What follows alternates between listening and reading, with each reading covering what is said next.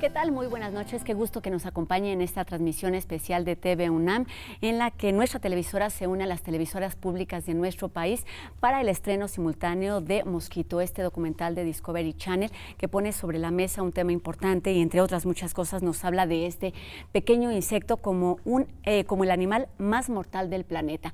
Pero el día de hoy vamos a analizar si el mosquito es un riesgo para México. Este es nuestro tema de hoy y del que estaremos hablando durante los próximos minutos en este observatorio especial. Y para ello tenemos aquí a especialistas de distintas áreas en el tema. En primer término, aquí a mi derecha, saludo al doctor Víctor Luis Barradas Miranda. Él es ecofisiólogo, investigador del Instituto de Ecología de la UNAM. Y bueno, entre sus distintas líneas de investigación tiene la interrelación entre la planta, atmósfera y algo muy básico que todos vamos a ir entendiendo es cómo el cambio climático influye en el comportamiento de este mosquito. Bienvenido, Víctor. Muchas gracias. En segundo término, saludo a la doctora Natalia Mantilla. Ella es especialista en modelos matemáticos de epidemias de la Facultad de Ciencias de la UNAM y bueno, entre sus líneas de trabajo habla de la incidencia de esta enfermedad o de las enfermedades como un retrato de interacción entre la sociedad y cómo se ve afectada por las particularidades de los ciclos de vida de cada uno de los involucrados. Bienvenida, Natalia. Muchas gracias. Y un poquito más alejado, pero también aquí a mi derecha está con nosotros el doctor Jesús Felipe González Roldán, director general del Centro Nacional de Programas Preventivos y Control de Enfermedades, el CENAPRESE, de la Secretaría de Salud a nivel federal de nuestro país, pero también es médico cirujano por la Facultad de Medicina de la UNAM. Pues muchísimas gracias por estar aquí con nosotros en este observatorio especial, en donde vamos a analizar un tema que surge de un pretexto y es ¿qué es el mosquito? Me gustaría que empezáramos por ahí porque pues la gente común, la mayoría de la gente hablamos de mosquitos como todo eso que vemos volando. Muchas veces lo confundimos con zancudos y me gustaría que empezaran ayudándonos a entender qué es exactamente el mosquito del que hablamos hoy, del que se puede volver un problema de salud, no solamente nacional, sino global. ¿Cuáles son sus particularidades? ¿Cómo lo entendemos? ¿Quién quiere empezar? El biólogo. Víctor. Pues disculpen mi ignorancia, pero yo sabía que un zancudo era un mosquito también. Entonces, tienen una característica bien propia. Todo el mundo los conoce. La verdad, no sé a dónde podemos ir con el mosquito, sino hablar de las especies de los mosquitos, porque hay varias especies, no solamente es uno. Por ejemplo, teníamos hace mucho tiempo el anófeles, el cual era transmisor del paludismo, de fiebre amarilla, y así hemos tenido varios mosquitos más, el Aedes aegypti, que llegó a México, yo creo que tomó un ride en un avión y llegó a México. Llegó a Estados Unidos probablemente, y una de las cosas más interesantes de todo esto es cómo es que estos animales o insectos pueden transportarse desde un sitio como Egipto hasta otro sitio como México. Eso es a mí lo que más me interesa, esta distribución que está haciendo, porque esto es desde el punto de vista ecológico, ¿no?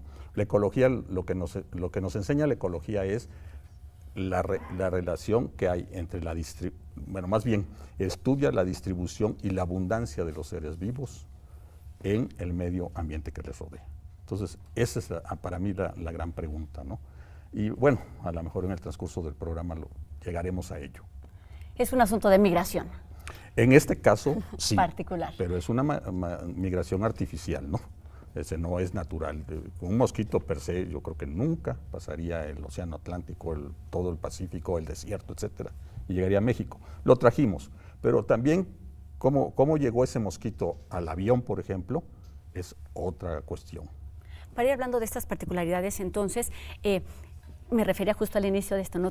En cuanto a la confusión de si es mosquito, de si es zancudo, de cuáles son estos nombres científicos que se les dan a estas clasificaciones que hacen los especialistas. Entonces, ¿cómo llega este mosquito del que estamos hablando y del que está hoy justamente en el escenario? Porque puede ocasionar problemas de salud, como ya lo ha hecho en años anteriores y lo ha hecho así, lo ha manejado así la Organización Mundial de la Salud. ¿De qué estamos hablando? Bueno, al final estamos hablando de alguien que está presente con nosotros, de un animal que convive con nosotros, que en el tema de nuestro territorio nacional lo tenemos en 31 entidades, el Aedes aegypti, o sea, está presente, tenemos que saber que está aquí. Es parte de nosotros. Es parte de nosotros, y cuando hablamos de 31 entidades, salvo Tlaxcala, ¿sí? Hoy te podría decir que en la Ciudad de México hemos encontrado que está presente. De eso a que en un momento dado este mosquito pueda picar a alguien enfermo por dengue, por chikungunya, por zika, por fiebre amarilla, y ser capaces de, a través de picar a este paciente enfermo, picar a otra gente sana y transmitirle la enfermedad como vector, o sea, es una enfermedad transmitida por vector, todas estas que te dije, al final, ya que tienes el mosquito conviviendo en cualquier momento dado se puede dar. Y más allá, pues la historia de los mosquitos dentro de lo que es el planeta Tierra convive con nosotros de hace miles de años. Entonces, hay cuestiones que son muy claras desde el punto de vista ecológico, desde el punto de vista biológico, y que tenemos que ver, y aquí lo más importante para nosotros desde el punto de vista de la salud, es que este mosquito es capaz de transmitir diversas enfermedades virales, y que estas enfermedades virales tienen un nivel de afectación en la población. Y te podría decir, hoy en México tenemos 3 enfermedades transmitidas por este agente, uno que es dengue, que te diría, dengue es la que más casos de hospitalización nos da y de la cual pueden morir más número de mexicanos. Chikungunya, que es una enfermedad también transmitida por este mismo mosquito, y que esta enfermedad, si bien no te va a matar ni te va a hospitalizar, te va a doler mucho y durante mucho tiempo.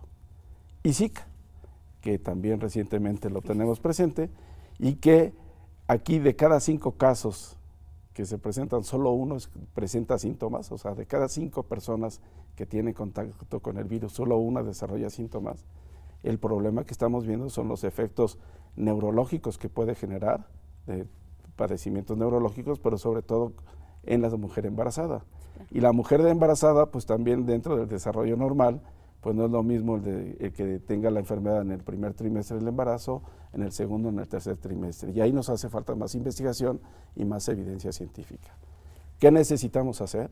Pues tener un manejo integral de estos vectores y sobre todo apostarle a las diferentes estrategias con las que cuenta el país para evitar que nuestra población se enferme o que nuestra población pueda morir a consecuencia de un dengue, por ejemplo. Vamos a seguir platicando de todos estos temas, pero antes de continuar, Natalia, partiendo de esta relación milenaria de los seres humanos con los mosquitos, ¿qué tanto sabemos de ellos? Porque si bien es cierto, estas enfermedades son, digamos, recientes, los brotes, al menos que se han hecho de manera tan o un poco escandalosamente en los últimos años 2011, 2013, 2014, por ahí, ¿qué tanto sabemos de ellos? Es decir, ¿qué se ha estudiado y por qué se vuelven un objeto de estudio tan importante a partir de estos casos, que si por ejemplo en Brasil hay casos estudiados y que dan estos resultados? ¿Qué sabemos de estos mosquitos, Natalia? Yo creo que se vuelven importantes precisamente por el impacto que tienen en la población humana. O sea, para nosotros, lo importante de los mosquitos es que son capaces de transmitir ciertas enfermedades que tienen un impacto importante en la población humana, que matan gente. Y entonces, digamos, desde la perspectiva de los matemáticos, a nosotros en una primera instancia nos interesaría como modelar cómo cambia la población de mosquitos, ¿no? Tal vez con las distintas temporadas del año, cuando hay más agua, cuando hay ciertas condiciones que permiten y que facilitan el desarrollo de los mosquitos y que entonces pueden llevar a grandes incrementos en la población de mosquitos.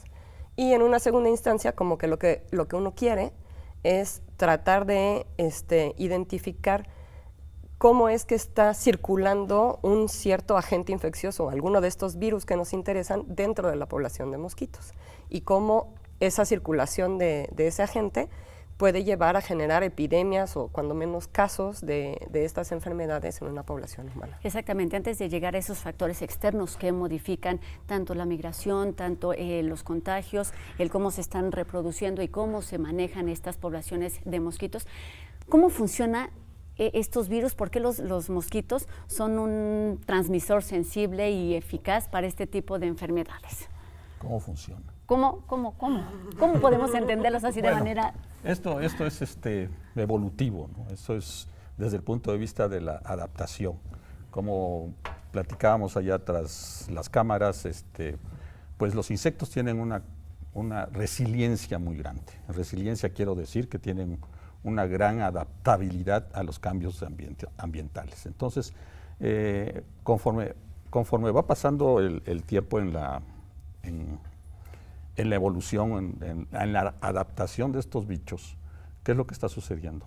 Pues en el camino se pueden encontrar alguna otra entidad, por ejemplo, como como un virus o como un como un virus. O un protozoario también, por ejemplo, como el mal de Chagas es un protozoario, ¿verdad? Como el mal de Chagas y cosas por el estilo.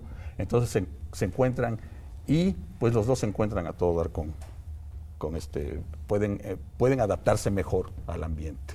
O sea, es decir, sí, pues estamos viendo el mosquito como algo maléfico. Sin embargo, el mosquito es, como todo en la naturaleza, es maléfico porque su extracción de sangre que nos toma, que es parte de su vida, nos puede infectar de algún virus, de algún protozoario, de lo que sea. Entonces, ¿qué es lo que está sucediendo? Entonces, hay como readaptaciones, es como la adaptación de todas las bacterias que tenemos en nuestro tracto digestivo, en las cuales estas bacterias nos ayudan en la digestión. Algo semejante puede estar pasando en los mosquitos y por eso están teniendo este protozoario o este virus dentro de ellos mismos. Y la otra cosa es que muchas veces son huéspedes intermediarios que necesitan pasar, el protozoario necesita pasar por el mosquito a fuerza para poderse desarrollar en un humano, por ejemplo, o en algún otro animal, no solamente los humanos. Los mosquitos sacan la sangre de donde pueden, no nada más humanos. La cuestión es, otro problema que hay es de que pues también la población animal ha bajado, la población humana ha subido, y algunas otras circunstancias en las cuales también, desde este punto de vista, la deforestación ha contribuido mucho a esta adaptabilidad de los mosquitos.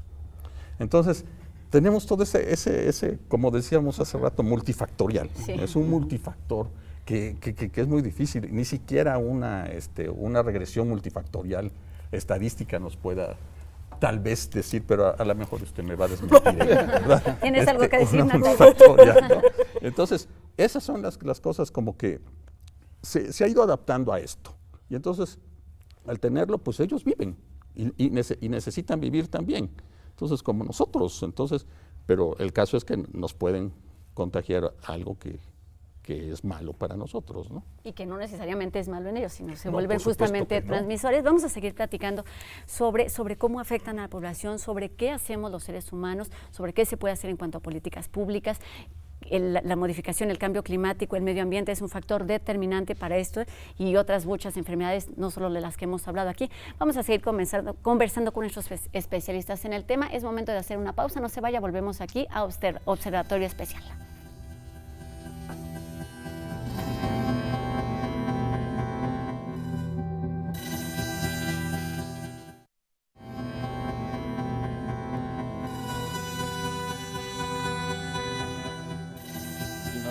Qué gusto que continúa con nosotros en este observatorio especial. Seguimos hablando del mosquito y si es o no un verdadero causante de la próxima pandemia aquí en nuestro planeta Tierra. Y para esto es importante hablar de la situación actualmente, es decir, a partir de los antecedentes que se tienen de estos estudios, que, la repetición de estos casos me parece que sirve justamente para ponerle más atención, para saber más sobre esas cosas que están ahí un poco desdibujadas de la ciencia y de las políticas públicas y de los ciudadanos. Y entonces, teniendo estos antecedentes, ¿para qué sirve? ¿Qué se puede hacer con estos estudios? ¿Para qué es útil? Bueno, desde mi perspectiva, una de la utilidad de la herramienta que yo ocupo, las matemáticas, es que precisamente uno puede hacer experimentos, ¿no?, que son simplemente manipular los parámetros que tiene o manipular algunas de las condiciones iniciales de su modelo, y después pues permitir que evolucione, es decir, encontrar como cuáles son las predicciones que nos arroja el modelo, y eso pues nos puede informar a nosotros sobre, por ejemplo, cuáles son las políticas de control que pueden tener un impacto más grande, y en qué momento hay que introducirlas para que ese impacto sea mayor. Entonces, pues las matemáticas son una herramienta que además en términos éticos es bastante más defendible, ¿no?, porque realmente no está uno afectando directamente a ningún ser vivo y te da mucha libertad para explorar realmente el espacio de tus parámetros, darle valores muy distintos y así ir investigando de qué manera se modifica el resultado de tu modelación, ¿no? Esa es tu tarea, investigar, modelar, hacer estadísticas. Y entonces, ¿cómo se aplican estos modelos, cómo se aplican estas investigaciones, cómo se aplican estos estudios para lograr, no sé si erradicar, prevenir, atacar este tipo de enfermedades, este tipo de malestares que ocasionan o son ocasionados por los mosquitos, el día de hoy en particular, del que En lo estamos que te hablando? decía inicialmente, ¿no? Lo que sería una política pública para el manejo integral, para la prevención y control del vector. ¿Cómo se hace eso, voy? Y que tiene diferentes áreas y diferentes componentes en los cuales todos intervienen de manera multidisciplinaria y con un abordaje también muy importante, y donde primero tú tienes que tener un sistema de vigilancia epidemiológico muy fuerte, y México lo tiene. Nosotros tenemos 20,000 unidades de salud, ¿no?, que todos los días están reportando todo lo que sería casos de fiebre. Y entonces en nuestro algoritmo, ¿por qué? Porque estas enfermedades, dengue, chikungunya, zika, tienen el componente de fiebre como algo esencial. Entonces tenemos un sistema muy importante para identificación oportuna de casos, para que si estos casos tienen complicaciones puedan tratarse en medio hospitalario. O sea, el dengue, por ejemplo, tiene casos graves en un número importante que requieren hospitalización, que inclusive se llama fiebre hemorrágica porque hay hemorragias, y entonces pues los pacientes están muy mal, una baja de plaquetas importante, ataca al estado general, y que si no los atiendes a tiempo pueden fallecer, ¿no? Luego tenemos un sistema de vigilancia entomovirológica. O sea, nosotros verificamos y de repente así capturamos mosquitos en las principales comunidades donde sabemos que está presente el vector, y estos los estudiamos y analizamos qué tipo de virus está circulando, y sabemos si tiene dengue, qué serotipo es, si es serotipo 1, 2, 3 o 4, si tiene chikungunya sabemos dónde está, si tiene Zika también sabemos dónde está. Luego tenemos un componente importante que tiene que ver con las acciones de promoción de la salud. Ya platicábamos también tras bambalinas, Víctor y yo. Bueno, lo más importante en todo esto es también la responsabilidad que tiene uno en el propio cuidado de su salud. Y si yo tengo reservorios propicios para que el mosquito esté alrededor de mi casa, pues pongo en riesgo no solo la salud de mi familia, pero sino también la salud de mis vecinos, claro, la salud de la gente que está a mi alrededor. Y ese es un componente fundamental. Las acciones de promoción de la salud, las acciones de saneamiento básico, de recolección de basura, de tapar, por ejemplo, todas nuestras carreteras, que de repente ves ahí grandes charcos donde se acumula el agua y donde el mosquito puede estar, o donde, por ejemplo, en alcantarillas, si no dejas, si tiras basura, etcétera, y estas alcantarillas se tapan, pues también se generan ahí depósitos o reservorios donde este mosquito va a encontrar condiciones ideales para reproducirse. También a través de esto nosotros sabemos cuál es la periodicidad. Nosotros tenemos muy claro que desde la semana 28, es decir, por ahí del mes de julio hasta fines del mes de octubre, es el incremento de temporadas de lluvia, o porque también hay un cambio climático, y habría conceptos importantes que se han mencionado que más adelante me gustaría retomar: el de adaptabilidad o de adaptación, el de cambio climático, el de una enfermedad emergente o de una enfermedad reemergente. Es decir, por ejemplo, en México ahorita no tenemos fiebre amarilla, pero ante la posibilidad de que tienes el vector y ante los casos que tenemos en Brasil y en Colombia, y con los fenómenos de migración, en cualquier momento podemos tener casos de fiebre amarilla. Entonces, tenemos que tener, gracias a este análisis de estudiar los mosquitos y saber qué virus trae, poder determinar e identificar si está presente el virus de la fiebre amarilla en ese mosquito, y entonces ya sabemos que tenemos un riesgo y tenemos que reforzar las medidas de prevención. Sabemos que si nosotros identificamos aproximadamente, vamos a tener entre 1 mes o 2 meses para fortalecer acciones de esto. Tenemos también un sistema de vigilancia entomológica fuerte en el país. Y aquí sí me gustaría decir, hoy a nivel mundial nos ven como el país número 1 en términos de prevención de enfermedades transmitidas por vector, porque al final hemos logrado vincular la investigación con la operación. Y esta vigilancia entomológica consiste en que tenemos ubicadas en todo el país, en las 32 entidades, 250,000 ovitrampas dispuestas de manera muy clara en zonas donde históricamente hemos tenido casos y donde también lo hemos tenido bajo un modelo matemático de ubicación por manzanas. Sabemos que en México tenemos alrededor de 25 millones de viviendas y tenemos un muestreo como esto.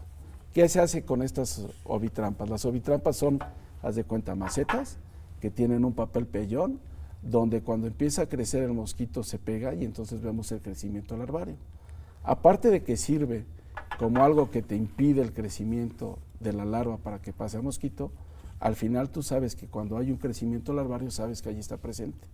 Y sabes que en esa zona entonces tienes que focalizar las acciones de control a través tanto de reforzar las acciones de prevención y promoción, de eliminación de criaderos, como también en algunos casos del uso de insecticidas, tanto de adulticidas como larvicidas. Y tenemos en México un sistema de monitoreo de resistencia a insecticidas.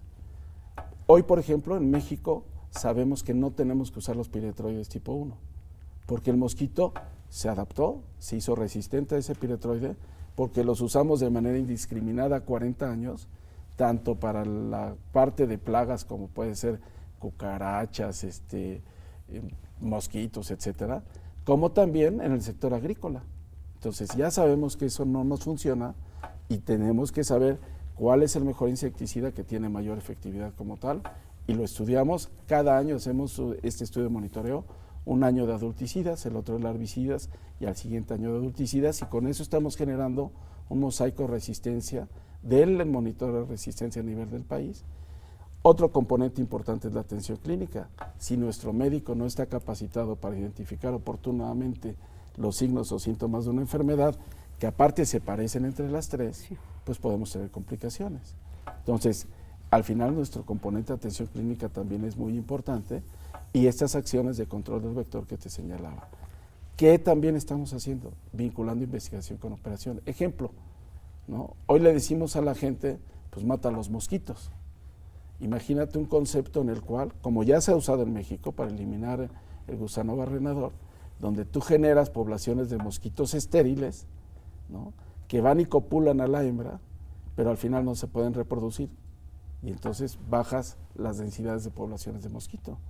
México tiene una de las plantas productoras de mosquitos en Tapachula más importantes a nivel mundial, ¿no? Qué bueno que tomas este tema, porque justamente lo decías al principio, en este problema que es multifactorial se requiere entonces la participación y respuesta a distintos niveles, en el sistema de salud, en el sistema científico, pero también de la participación ciudadana, y de eso vamos a hablar porque la información a ese nivel es básica. Pero antes de seguir, tocas un punto importante que es el de los mosquitos. No se trata de satanizarlos porque son útiles, porque son necesarios.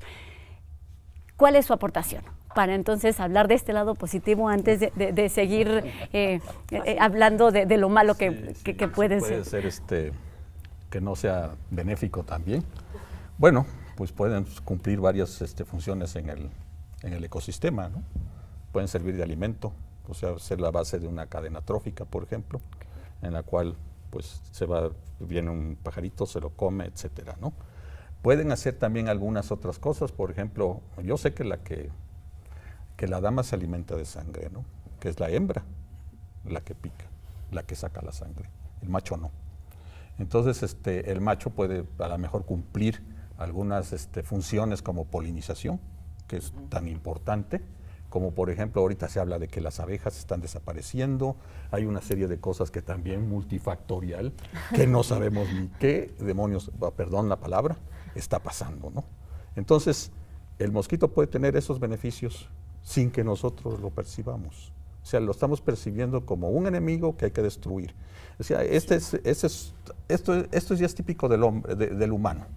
No es de ahorita que vayamos a destruir algo que puede atentar contra nosotros. Sí, hasta que nos incomode, por ejemplo, ¿no?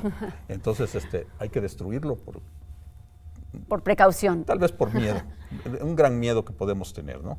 Y entonces el mosquito ahorita, por ejemplo, pues yo he visto que está muy satanizado. Y pues está la razón, ¿no? Tenemos problemas graves de salud con estos bichos. A mí me da mucho miedo ir a Cancún o alguna cosa así, dice, ¿y qué tal si me agarra el chikungunya o algo así, ¿no? O el Zika o qué sé yo, ¿no? A Tabasco me da mucho miedo por el dengue, cosas por el estilo. Pero bueno, decimos, pues ya. nos quedamos aquí en la Sí, Ciudad a de ver qué México pasa, y alguien ¿no? más nos No, los ya, puede traer. Pero como decía el doctor Jesús, decía, no, pues ya olvídate que en México ya los hemos capturado también, ¿no? Entonces, Ya los conocemos ya también. los conocemos. Natalia, en estas modificaciones que se hacen de las poblaciones de mosquitos, me gustaría que nos dieras algunas bases, algunas cifras que nos hablen de ese panorama. Es decir, ¿cuándo se vuelven un problema de salud y cuándo se deben voltear a ver con cierta precaución? Bueno, más que cifras así concretas, ¿no? Lo importante típicamente en términos de control es cuál es la proporción entre la población de mosquitos, el número de mosquitos y el número de hospederos que hay. Hospedero es, en este caso, la población humana, cuál es el tamaño de la población humana que nos interesa. Y si esa razón entre el número de mosquitos y el número de humanos es suficientemente alta, pues es muy fácil que sí se dé el brote epidémico. Y por eso, justamente lo que comentaba Jesús, es muy importante tener monitoreado qué parte de los mosquitos está infectada y dónde están presentes para entonces intentar reducir la población humana y que esta fracción se vuelva más pequeña y entonces evitar que ocurran brotes o pues tratar que sean entonces menos los casos que se generan. Entonces, tal vez en números más concretos tú nos quieras decir. Te voy a dar algunos datos. Primero me gustaría decirte, nuestro país cambió. Hace 60 años era un país con una proporción de población en área rural muy importante, hoy es más en población urbana y eso también tiene una connotación, ¿no? Segundo, te voy a dar datos. Del año 2000 al 2013, en el año 2000 tuvimos 2,000 casos de dengue en el país. Año tras año se vino incrementando el número de casos hasta llegar a un pico máximo de casos en el 2013 de casi 64,000 casos. 63,984 casos con casi 200 defunciones, 192 para ser exacto. ¿Qué pasó? Que vimos bajo los modelos matemáticos y también bajo los modelos económicos, nos sale más caro atender un brote que hacer todas las medidas de prevención. Y eso te significa un cambio en la mentalidad importante. Segundo, no solo es un problema del sistema de salud, tiene que ver también con las áreas municipales. Entonces hay toda una estrategia que hemos desarrollado con una red de municipios por la salud, donde el tema es muy importante, la participación del presidente municipal. Dentro de la estructura del municipio también hay un regidor en salud que tiene que tener de manera muy clara las acciones de saneamiento básico para proteger a su población. Luego, de esa manera tuvimos un brote en Tabasco importante y en 2013. Y te podría decir que ese nos cambió a nosotros también un poco el enfoque porque vimos que lo que estábamos usando insecticidas no nos funcionaba y de cada 100 mosquitos solo mataba 50. ¿no? Se requiere Entonces, la participación conjunta y justamente estar estudiando todos estos niveles para saber qué está pasando porque, como ya nos decías, es mutante y entonces hay que tenerlo ahí sobre la mesa. El gobierno federal le invirtió, tenemos 12 unidades de bioensayo en el país donde hacemos estos estudios con los mosquitos y donde hacemos todos estos estudios de monitoreo de resistencia para saber qué utilizar y dónde utilizarlo. Y todo esto es importantísimo. Vamos a seguir conversando sobre este tema después de una pausa, Jesús. Y con lo que nos quedamos en esta parte de la información es el primer paso a todos los niveles, desde los ciudadanos, investigadores, universidades y las políticas públicas son indispensables. Todos debemos estar informados, es nuestra responsabilidad. No se vaya, volvemos aquí a este observatorio especial. Seguimos hablando de mosquito.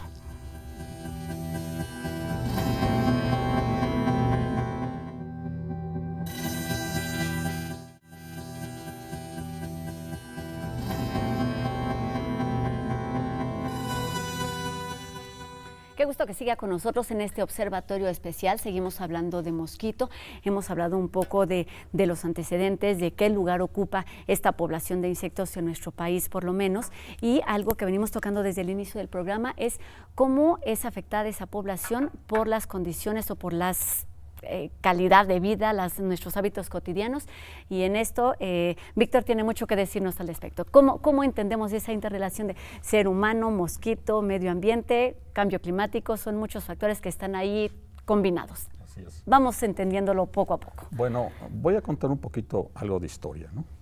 En realidad estos bichos, nosotros destrozamos su hábitat y por eso empezó a tener ciertos cambios. Inicialmente en las selvas, en los bosques, cuando tenemos un tipo de vegetación maduro, entonces existen estratos en ese bosque que tienen sus características propias de temperatura y humedad, en todo el perfil que estaría dando los árboles. Entonces ahí había ciertos estratos y estos bichos, estos mosquitos, vivían en esos estratos que muchas veces eran estratos altos. A veces surgía algún problema de salud, porque tenía fiebre amarilla o alguna cosa así. ¿Por qué? Porque de alguna manera el mosquito bajaba y pasaba por ahí y picaba a una persona que tenía el virus, lo que sea, y entonces ese mosquito iba y picaba a otro. O ya se quedaba contaminado. Entonces, pero eran muy raros los casos. Realmente sí había casos y todo, pero muy raros. Pero llegó el momento en que llegó Mano Negra y empezó a deforestar. ¿Y entonces qué pasó con estos bichos? Pues empezaron a dispersar por todo el sistema. Y entonces ya llegó un momento en que ya andaban arriba y abajo y pues como tienen este poder de adaptación tan grande, se empezaron a adaptar al nuevo microclima que teníamos en el sistema. Entonces este microclima ahí está, pero ellos ya están adaptados a ese microclima.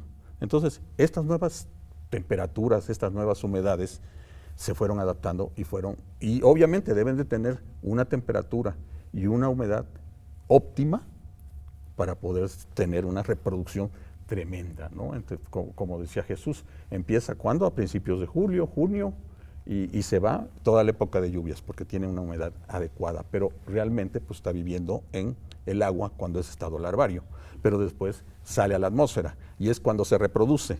Y entonces ahí tienes el otro problema, cómo está afectando la temperatura, la humedad y todos los factores ambientales a esa reproducción y a esa producción de nuevas larvas, de nuevos huevos, etcétera.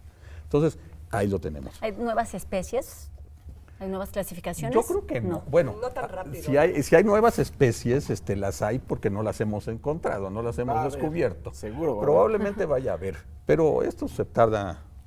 El proceso de evolución no es de 1000 años, hasta de millones de años, ¿no? Se supone que el hombre tiene 10 millones de años de estar en el planeta.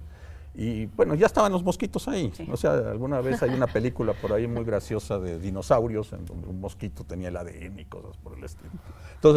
Entonces, se ha ido evolucionando, ha ido transformándose, ha ido adaptándose al medio ambiente nuevo, al nuevo medio ambiente. Y entonces, con esto del cambio climático, en donde se van a exacerbar las temperaturas y posiblemente también haya cambios bastante graves o no graves, va a haber cambios en la precipitación, etcétera, pues entonces también vamos a tener cambios no tanto cambios en los requerimientos del insecto, sino más bien que probablemente esa situación ambiental sea más óptima, más propicia para el bicho. O que existan lugares donde no existía antes. Bueno, para allá voy. O sea, ¿por qué llegó Aedes aegypti aquí? Pues por lo mismo. O sea, se dispersó en todo Egipto, o sea, probablemente vino de las selvas de donde empieza el Nilo y llegó a Egipto, y en Egipto se vino en avión, seguramente, o se vino en barco. O sea, a lo mejor los barcos también tienen sus recipientes ahí llenos de agua y ahí fue el mosquito y puso sus huevos y llegó a México, llegó a Estados Unidos, llegó a un montón de cosas. Entonces ya empieza la distribución humana, ya no es una distribución natural. Y es lo que está sucediendo. O sea, puede que no haya, pero puede llegar porque yo lo llevé o porque alguien lo llevó. Y lo mismo puede estar pasando para Estados Unidos, por ejemplo, que podemos estar pasando el desierto, que pasar el desierto es muy difícil, pero lo va a pasar. ¿Por qué? Pues porque lo estamos llevando. Y así sucesivamente. Si este cambio climático sigue como está pronosticado para el 2100, bueno, hasta Canadá, hasta Suecia, hasta todos esos lugares que ahora no hay, los va a haber. Sí, precisamente porque van a tener... Son prioritariamente de ambientes y de temperaturas cálidas. Sí, pues son las que les gustan, porque también... Y de hecho, ya hubo épocas antes en las que hubo, por ejemplo, malaria en Europa. De eso ahorita no hay tanta gente que lo sepa. Pero hubo otras épocas en las que las condiciones climáticas eran adecuadas en Europa para que hubiera malaria y había. ¿no? Exacto. Hay que identificar las causas. Natalia, en este sentido, tomando en cuenta estas consideraciones, estas modificaciones que se van realizando de manera constante, ¿cómo se aplica, cómo se utiliza o cómo se llevan a cabo estos manejos, estos estudios para tener siempre un registro lo más vigente posible que sea o pueda ser utilizado en todo caso para prevenir, erradicar enfermedades como estas? Sí, desde ahí es súper importante la labor que hacen todos estos centros de salud de los que habla Jesús, ¿no? Porque ellos precisamente captan la información sobre cuál es la presencia del dengue en población humana, cuál es la presencia del dengue por medio de estas unidades entomológicas en la población de mosquitos, y también nos van a retratar qué tan grande es la población de mosquitos. Y todos esos son los factores pues, más importantes a conocer cuando uno quiere identificar hacia dónde está evolucionando en el sentido, digamos, inmediato. No quiero decir cambio evolutivo biológico, sino nada más si está creciendo el número de casos. Comportamiento, quizás. El cambio, ¿no? O sea, cambio en el número de casos, si está aumentando, si está disminuyendo, y cuándo podemos nosotros esperar que termine tal vez esta temporada de lluvias, que entonces lleve a un descenso en la población de mosquitos y ayude a que se eliminen los casos de dengue en la población humana, por ejemplo. Después de estos casos que se han dado, por ejemplo, en Brasil, nos mencionaban el de Tabasco, que son más allegados a nuestra forma de vida, digamos también a nuestro ambiente, ¿en qué momento estamos? Es decir, ¿cómo se consideran esos factores para entonces prevenir o entender qué es lo que está sucediendo actualmente? ¿A partir de qué estudios? ¿Cómo lo hacen? Para que entendamos. En realidad ahí entran en juego un montón de áreas del conocimiento. O sea, nosotros necesitamos saber desde cómo es la patogénesis, es decir, el daño que causa un organismo adentro de un individuo, hasta también pues, aspectos de cómo es la vida del mosquito, de cómo es la interacción entre el virus, en el caso del dengue, y el mosquito. Son tantas las ramas del conocimiento que realmente este tipo de problemas siempre necesitan de la participación de muchos especialistas distintos, ¿no? Por eso es que son tan yo por eso te decía del abordaje multidisciplinario, ¿no? Claro. Y te diría, en términos de cifra, en los últimos 4 años en nuestro país hemos tenido un decremento importante de 64,000 casos a solo 17,000 casos el año pasado, y de 192 defunciones a 75 defunciones el año pasado, por dengue, que es la enfermedad que tiene los casos más graves y que tiene mayor hospitalización. Pero si nos vamos tan solo a hospitalización, de casi 20,000 gentes hospitalizadas, pasamos a menos de 4,000, 3,700 gentes hospitalizadas el año pasado. Eso te habla de que hay un sistema sólido y fuerte en México. 2, ¿qué es importante considerar? Lo que decía, yo ahí discrepo en términos del tiempo. Hace 20 años la literatura te hablaba de que el mosquito solo podía vivir en la Aedes aegypti a una altitud de 1,000 metros. Hoy ya lo encontramos a altitudes de 2,300 metros. Quiere decir que ya hubo ese proceso de adaptación del mosquito. De adaptación sí, pero no necesariamente es una especie nueva. No, pero hay adaptación en muy corto tiempo. Y el cambio climático, que también Víctor lo tocó, pues es una realidad. Tan solo, ejemplo, la Ciudad de México no hemos tenido casos o brotes de dengue, y es probable que en el corto, mediano o largo plazo tengamos. ¿Por qué? Porque hay las condiciones, Xochimilco, Tláhuac, el vector en lo que es el Chalco, etcétera, y somos zona lacustre también. Y la parte fundamental que te iba a comentar aquí es que al final tenemos que entender que vamos a vivir con él mucho tiempo, y que las acciones tienen que ser de todos los días y no bajar la defensa nunca. ¿En qué momento todos estos problemas, porque son casos que existen, el mosquito existe, en qué momento se vuelve, partiendo de todas estas multidisciplinas y de todos estos conocimientos, un problema de salud? Cuando te afecta a la población, cuando tienes casos... ¿A qué niveles? Pues cuando se te muere un familiar, cuando se te muere un hijo, cuando tienes un agente que estaba bien, que lo pica un mosquito y de repente presenta sintomatología muy severa y que pone en riesgo su vida, o que fallece. Entonces ahí es cuando empieza. Y te pongo el ejemplo, te hablaba del cambio climático. La Ciudad de México, las casas en esta zona del Pedregal, en la colonia del Valle, Álvaro Obregón, tenían chimeneas. Hoy lo que menos usan son chimeneas. La temperatura promedio de nuestro país anda en 34 grados en este mes de julio. y tenemos lugares de climas de hasta 50 grados centígrados. Entonces es una realidad eso. Tan solo te digo, nosotros mismos, con nuestros compañeros de Estados Unidos, al final, pues el muro no va a detener el mosquito, y el mosquito va a llegar, y el mosquito ya lo tiene. Tan solo en Texas, 55% de su territorio tiene la presencia de la Aedes aegypti. California igual, y se va a desplazar, y lo tienen ya en Puerto Rico, lo tienen en Florida, ¿no? Y generalmente la visión epidemiológica de nuestras contrapartes americanas es voltear a ver de dónde viene, cuál es el caso que me lo trajo, cuando ya al final tienen el problema ahí. Nosotros tenemos muy bien identificadas 168 municipios que son donde el mayor número de casos nos arrojan. Yo te puedo decir, hay 5 estados que nos dan el 50% de los casos.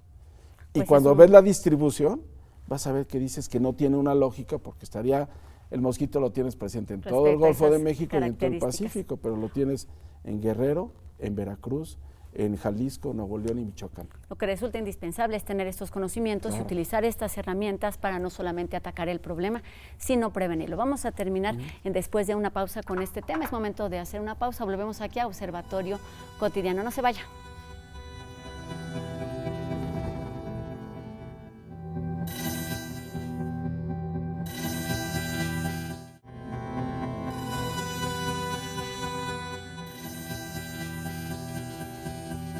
Pues la calidad y la seriedad de este tipo de documentales que acabamos de ver hace unos minutos es indudable, y me gustaría que para cerrar este tema empezáramos por ahí. Hay mucha información que se tiene, hay mucho que se ha hecho, que se ha investigado en los distintos niveles, que se puede estar uno involucrado. ¿Qué pasa si no se controla? ¿Qué pasa si no se toman las medidas suficientes?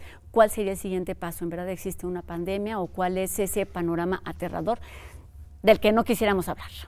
Pues bueno, si no lo atendemos, pues ya Jesús fue bien claro con las cifras, ¿no? De ciento y tantos, ¿cuántos fueron? ¿20 qué? ¿29,000? En 2013, 64,000 casos. 64,000 casos, y ahorita menos pues de ya 200. Ahorita 17,000 casos. 17,000 casos. Entonces lo vemos precisamente, si le damos la atención adecuada desde ese punto, desde el punto de vista que lo veamos multifactorial y multidisciplinario. Pero yo no quiero hablar de la multidisciplina, a mí me gustaría más hablarlo de la transdisciplina. Es decir, para mí, que es un problema, tampoco me gusta tratarlos como problemas, ¿no? Porque todo tiene oportunidades y todo tiene otras... Como retos. Pues pueden ser retos, ¿no? Si lo queremos ver así. Yo creo, y estoy totalmente convencido, que primero que nada debemos de contar con la gente, como decía el caso de Tamaulipas. El caso de Tamaulipas es que la gente sí ha cooperado con estas campañas grandes que yo he visto, los espectaculares que dice contra el Zika, ¿no? Por ejemplo. Y también los spots en la televisión, que todo donde tengas agua, quítala, etcétera. O sea, ahí está interviniendo la gente. Si yo tengo todo lleno de agua y tengo mosquitos, pues también no solamente voy a tener problemas yo, sino también mis vecinos, como decía Jesús también. Entonces la gente cuenta un papel muy importante en ese caso. ¿Quién más? Pues la academia. La academia, ¿por qué la academia? Pues porque la academia es la generadora del conocimiento. O sea, no quiere decir que la academia como una universidad única, no. La academia en general, todos los que nos dedicamos a hacer investigación para ciertos fines, con ciertas metas, etcétera. La academia, generadora de conocimiento. Y después, pues el sector gobierno. En este caso el sector gobierno que le corresponde, que en este caso sería la Secretaría de Salud, pero no solamente la Secretaría de Salud. Yo también invitaría a la Semarnat a que entrara también en estos problemas.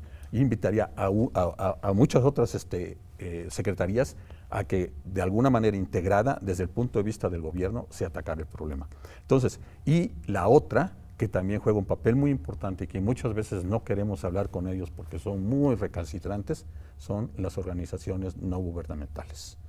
Porque luego muchas veces las organizaciones no gubernamentales sirven para que puedan de alguna manera coordinar a la gente. Entonces, esos 4 aspectos son los que yo creo que lo podemos ver desde un punto de vista transdisciplinario y no verlo solamente yo hago el modelo, yo hago la ecología, ¿Esta es mi tarea? Él hace el sector salud, no. A hacerlo más que trascienda, ¿no? Pues por eso es transdisciplinario, integral, y ver todos estos efectos y causas, mecanismos e interacciones, etcétera, que deben de ser muchos, ¿no? Múltiples. Una colaboración dinámica. Natalia, ¿qué falta por hacer en cuanto a este tema, en cuestión de ecología quizá? En cuestión de ecología, bueno, pienso que precisamente vale la pena estudiar cómo se prevé que cambie la temperatura, la humedad en distintos lugares, pensando en que entonces podríamos identificar cuáles serían adecuados para que se fuera a vivir allá el mosquito, y entonces podríamos, en función de esas predicciones, procurar que no haya problemas de ninguna de estas enfermedades que hemos mencionado en el futuro, aunque ya estuviera presente el mosquito, como que sí podemos adelantarnos un paso más, ¿no? Hay tanta información geográfica de tanta riqueza estos días, y tenemos también los modelos que nos permiten a nosotros saber hacia dónde es que va a evolucionar el clima, todos los aspectos de temperatura, de humedad, Sí, como dice Victoria, el mosquito de Egipto no llegó aquí no llegó de gratis, pero además, o sea, ¿dónde se estableció? Bueno, pues donde estaban las condiciones ambientales adecuadas para eso. Y si sabemos que en 20 años, en 50 años, X región del país va a tener condiciones ideales, por ejemplo, la Ciudad de México, para que vivan unos buenos Aedes aegypti con nosotros, pues entonces también podemos nosotros pues buscar desde antes, ¿no? Que no sean un problema epidemiológico para la población que habita aquí. En este momento de estabilidad, de mejoras que se han hecho a partir de los estudios y de estas colaboraciones que se hacen para entender lo que sucede en estos procesos, que si los mosquitos son de aquí, que si son de otro lado, que si contagian o cuándo son dañinos y cuándo no. ¿Cuál es la tarea hoy del sistema de salud? Primero, mucho de lo que hablaba Víctor. Al final a nosotros nos queda muy claro que en salud pública las individualidades pesan muy poco y solo el trabajo en equipo es la que tiene resultados. Dos, también en salud pública no se improvisa. O sea, tienes que tener toda una serie de acciones que vayan a tomar medidas de prevención y cuando tengas el problema, de control. Y ese es un principio básico que nos enseñan desde que somos estudiantes. Y la parte que te diría, pues si no hacemos nada, el impacto es muy fuerte en términos de salud. Ya te hablaba yo de las 20,000 hospitalizaciones que tuvimos en el 2013, tiene un impacto cuando reduces las hospitalizaciones a menos de 4,000, ahí hay un impacto en la salud de la población, económico, etcétera, pero también hay un impacto también en zonas turísticas. Gran parte de este mosquito está en zonas turísticas y hoy afortunadamente México es el 9º país más visitado del mundo y el 80% de las personas que vienen a nuestro país regresan. Y eso te habla también por condiciones de salud. Y el ejemplo muy claro, cuando vienen a México no se les pide una vacuna contra fiebre amarilla. Cuando vamos a Brasil y ya pasamos la Olimpiada y el Mundial, se nos pide una vacuna en algunas zonas contra fiebre amarilla. ¿Qué sabemos nosotros? El mosquito que tenemos es capaz de contagiar también fiebre amarilla. Entonces, tenemos que estar muy atentos, muy alertas, saber por dónde nos va a entrar, porque probablemente va a llegar, y poder contenerlo para que el impacto en términos de salud sea el menos posible, para que el impacto en términos de nuestra economía sea el menor posible. Y ahí, como bien señalan, necesitamos trabajar de manera unida y en equipo, entendiendo que al final, y lo decía en mi primer bloque, la investigación es fundamental para vincularla a la operación. Y hay que darle prioridad a la investigación que va a tener impacto en las soluciones globales en salud, ¿no? Y este es uno de los casos más claros. Te pongo un ejemplo. Vacuna contra el dengue, ya la hay. México fue el primer país que la registró. ¿Por qué no se ha introducido como una política pública? Porque al final costo-beneficio, costo-efectividad, hoy no están dadas las condiciones. Pero ya sabemos que ahí tenemos una vacuna que si se nos incrementan los serotipos 3 y 4 tiene una efectividad mayor y que en un momento dado se puede usar. Pero entonces tiene que haber una racionalidad desde el punto de vista de la salud pública para utilizar las diferentes herramientas y poder saber dónde aplicarlas y dónde tenerlas. Escuchamos testimonios a nivel global de esta pandemia de la que nos habla, por ejemplo, el documental, y del cambio climático y de cómo aumenta entonces la población de mosquitos, pero me gustaría que no se quedara allá en eso que sucede en otros países fuera de nuestro continente, porque es algo que está presente prácticamente en todos los continentes. Este mosquito tiene una presencia constante.